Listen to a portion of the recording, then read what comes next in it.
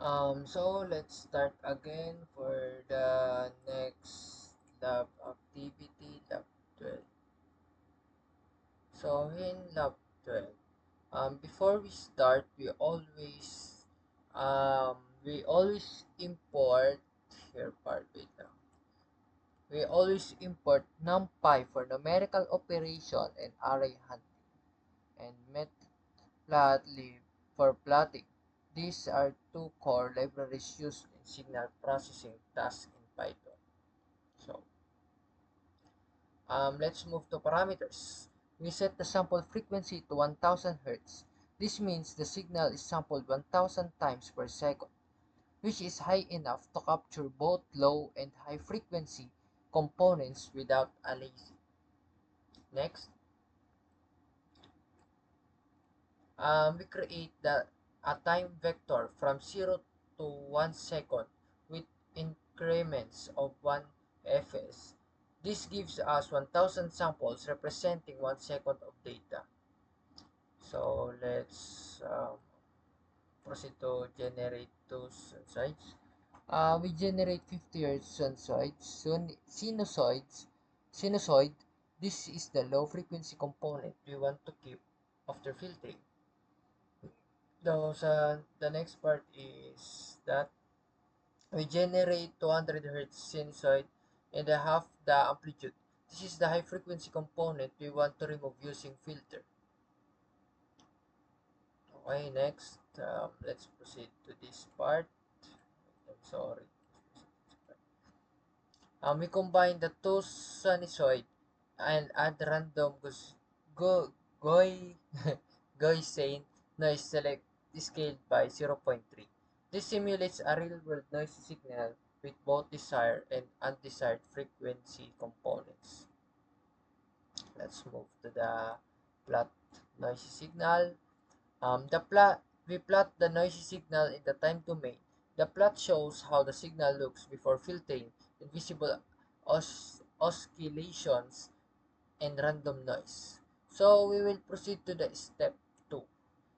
Um, from the We import Fairwind to design filter using the window method and Freqs the compute the frequency response of the filter. Okay, is next part is the filter classifications. The filter qualifications. We set the filter specifications. The first one is cutoff frequency of 100 Hz, meaning frequency below 100 Hz will pass, while higher ones will be attenuated. Okay. The num taps is equal to 51, which defines the length of the filter. More taps mean sharper cutoff, but higher computational cost. Okay, the next part, let's proceed to the design of the FRI filter. We design FR filter pass using the Hamming window method. The coefficients FIR coefs define the filter impulse response. Okay, the next part is the frequency response filter. Um, we compute the frequency response of the filter. We W are the frequency points, H are the complex response. We convert W to Hertz for plotting. So next, let's allow for the frequency.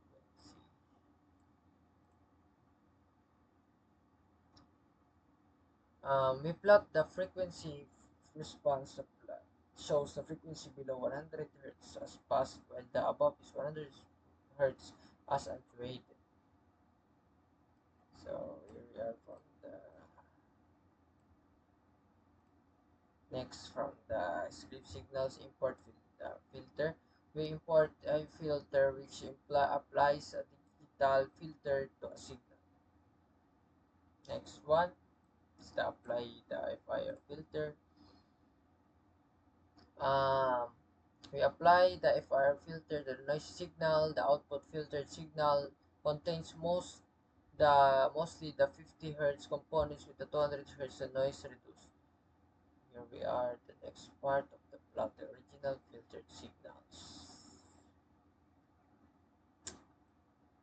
In this part, we plot the both noisy signal and the filtered signal.